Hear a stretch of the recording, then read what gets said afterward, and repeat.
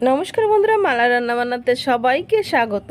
বন্ধুরা, আজকে আমি বানাবো 10 টাকার ছোট গুঁড়ো দুধের প্যাকেট দিয়ে 1 কিলোর থেকেও বেশি রসমালাই, যেটা খেতে কিন্তু দোকানের থেকেও কয়েক গুণ বেশি স্বাদের হবে। আর এই ভিডিওটা প্রথম থেকে শেষ অবধি স্কিপ না করে পুরোপুরি দেখে যদি রসমালাইটা বানান, তাহলে আপনার রসমালাই কিন্তু ফাটবে না, গলে যাবে না, ভেঙে যাবে না, শক্ত হবে না। ভিডিওটি মনোযোগ সহকারে শেষ পর্যন্ত দেখার অনুরোধ রইল। সব থেকে মজার বিষয়, আপনার যখন একটু মিষ্টি মিষ্টি খেতে ইচ্ছা করবে আর 5 থেকে 10 মিনিটের মধ্যে কিন্তু এটা তৈরি করে পরিবেশন করতে পারেন।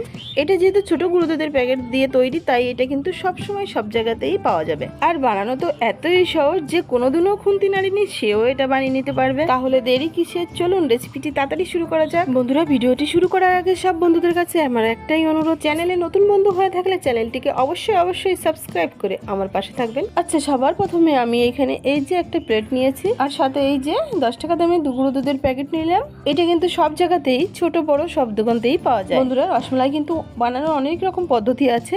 সবগুলো পদ্ধতির মধ্যে এটা কিন্তু সব থেকে সহজ এবং কম খরচে বানানো যাবে। প্রথমে আমি প্যাকেটের মুখটা কেটে নিচ্ছি, তারপরে আমি গুঁড়ো দুধটাকে প্লেটে ঢেলে দিলাম। আচ্ছা, এখানে যদি আপনি চান একটা প্যাকেটও বানাতে পারেন, আবার একের অধিক প্যাকেটও বানাতে পারেন। তো আমি এখানে একটু বেশি করে বানাতে চাই, সেই কারণে আমি এখানে দুটো প্যাকেট ব্যবহার করছি। আর বন্ধুরা, এখানে কিছু গুরুত্বপূর্ণ বিষয় যেগুলো খেয়াল করে কিন্তু রসমালাইটা বানাতে হবে। যেমন আমি এইখানে 1 চামচ ঘি নিয়েছি আর আধা চামচ বেকিং পাউডার নিয়েছি। এইখানে কিন্তু চামচের গায়ে লেখাও আছে 1 টিস্পুন আর হাফ টিস্পুন। এরকম চামচ যদি না থাকে, আমাদের সবার বাড়িতে যে চামচগুলি আমরা ব্যবহার করি ওইগুলোকে চা চামচ বলে। ওই চা চামচের 1 চামচ ঘি আর ওর অর্ধেক চামচ বেকিং পাউডার নিলে হয়ে যাবে। এইখানে কিন্তু বেকিং পাউডারই নিতে হবে, বেকিং সোডা কিন্তু নেওয়া যাবে না। যেটুকু ঘি চামচে লেগে আছে আমি আঙুলের সাহায্যে সবটুকু কেকে নিয়ে নেব। তারপরে আমি এই 3টি উপকরণ একত্রে ভালো করে মিশিয়ে নেব।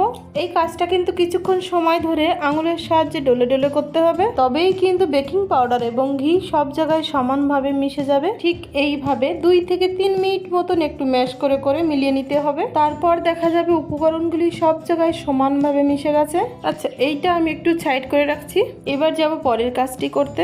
তার জন্য আমি এখানে একটা বাটি নিয়েছি। এই বাটির মধ্যে আমি একটা ডিম ভেঙে নেব। এই ডিমটা নর্মাল টেম্পারেচারের ডিম। যদি ফ্রিজ থেকে বের করে ডিমটাকে কাজে লাগাতে চান, তাহলে আধা ঘন্টা আগে ফ্রিজ থেকে বের করে নিতে হবে। তারপর ডিমটা নর্মাল টেম্পারেচারে এসে যাবে এবং ব্যবহারের জন্য উপযুক্ত হবে। তো কথায় বন্ধুরা, ডিমটাকে আমি ভেঙে নিয়েছি আর দেখতে পাচ্ছেন ডিমটাকে একটু ফেটিয়ে নিচ্ছি। এইবার আমি এই ডিম এই পাউডার দুধের মধ্যে দিয়ে দেব। এখানে কিন্তু ডিমটা একবারেই ঢালা যাবে না, অল্প অল্প করে ঢালতে হবে এবং অল্প অল্প করে মেশাতে হবে, তাহলেই কিন্তু ডোটা ঠিকঠাক হবে। আমি কিন্তু আমার আন্দাজ মতন প্রায় বাটির অর্ধেকটা ডিম এখানে ঢেলে দিয়েছি এবং মেশাতে থাকছি। আমার মতন কিন্তু একবারেই ঢালতে যাবেন না, কারণ এই রসমালাইটা আমি এর আগে ঘরে অনেকবার বানিয়ে খেয়েছি, তারপরে আপনাদের সাথে শেয়ার করছি। সেই কারণে আমার কিন্তু এর পরিমাপের উপরে ঠিকঠাক একটা আন্দাজ হয়ে গেছে। আর কি সুন্দর ডোটা আমার তৈরি হয়ে গেল। ঠিক এইরকম হতে হবে। আর এই যে এখনো কিন্তু আমার অর্ধেকটা ডিম বেঁচে আছে। এইবার আমি এই রসমালাইয়ের ডোটা 5 মিনিটের জন্য একটু রেস্টে ছেড়ে দেবো। মিনিট 5 পর আমি কিন্তু ফিরে এসেছি আর ঢাকা দেওয়া বাটিটা আমি একটু তুলে দেখাচ্ছি। ডোটা কত সুন্দর সেট হয়েছে। ডোটা কিন্তু রেস্টে 5 মিনিটের বেশিও রাখা যাবে না, কমও রাখা যাবে না। এইবার আমি রসমালাইয়ের ডোয়ের ছোট টুকরো নিয়ে এরকম গোল গোল করব প্রথমে আঙুলের সাহায্যে। এই যে কি সুন্দর হচ্ছে। প্রথমে এইরকম করে নিলে রসমালাইটা কিন্তু ফাটবে না। কি সুন্দর হচ্ছে, হাতে একটুও লাগছে না।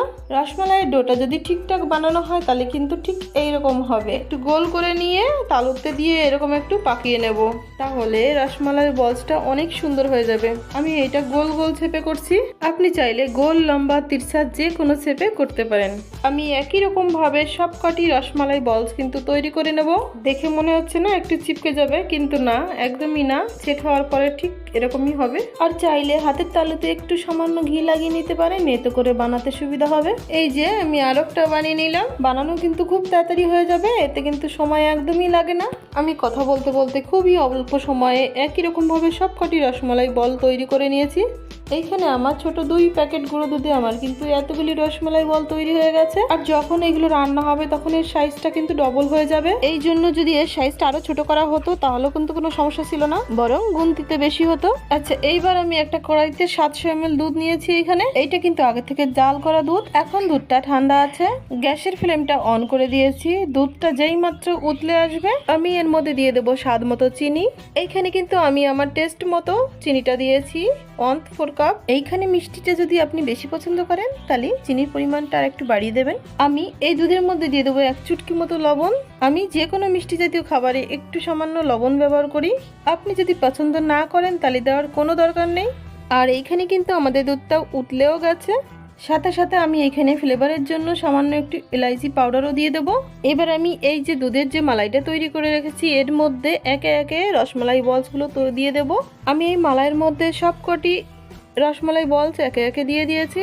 আর কয়েক সেকেন্ড পরেই দেখা যাবে রসমালাই বলসগুলো এরকম দুধের উপরে ভেসে উঠেছে, ঠিক এরকমটাই হবে। এইবার আমি এরকম একটা হাতার সাহায্যে রসমালাইয়ের উপর থেকে এরকম হালকা হাতে একটু ঘুরিয়ে দেবো। এরকম করে নাড়াতে চাড়াতে আমি লো টু মিডিয়ামের মধ্যে রেখে আমি এই রসমালাইটাকে রান্না করে নেব 5 মিনিট ধরে। আমি যেরকম সাইজের বলসগুলো তৈরি করেছি এতে আমার ঘড়ি ধরে 5 মিনিটই সময় লাগবে, তার থেকে বেশিও লাগবে না, কমও লাগবে না।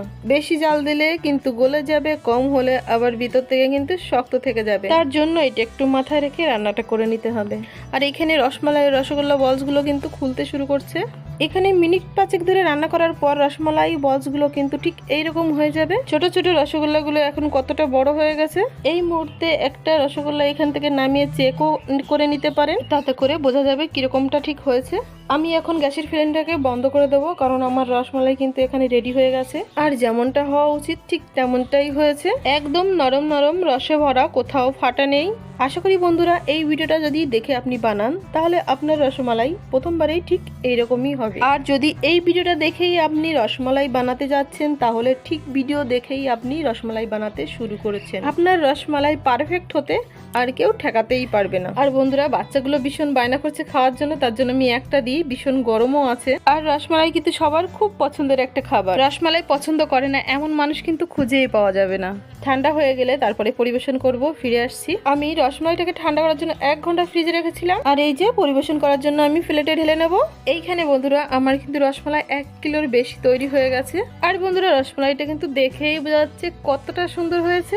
এটা দেখতে যেমন সুন্দর হয়েছে খেতে কিন্তু তার থেকে অনেক গুণ বেশি টেস্টি হয়েছে। এটা যদি বাড়িতে না বানানো হয় তাহলে কিন্তু বন্ধুরা বোঝাই যাবে না এটা যে কতটা ভালো হয়। আমি একটা রসমালাই একটু টিপে দেখাচ্ছি এর মধ্যে কতটা রসে ভরা। রসমালাইটা পারফেক্ট হয়েছে কিনা এইরকম ভাবে চেক করেও কিন্তু বোঝা যায়। এরকম ভাবে নিংড়ে যখন রসটাকে বের করে নেওয়া হবে, চিপসে যাওয়া রসগোল্লাটা যখন রসের মধ্যে ফেলা হয় সে কিন্তু আবার আগের মতোই রস খেয়ে ফুলে ওঠে।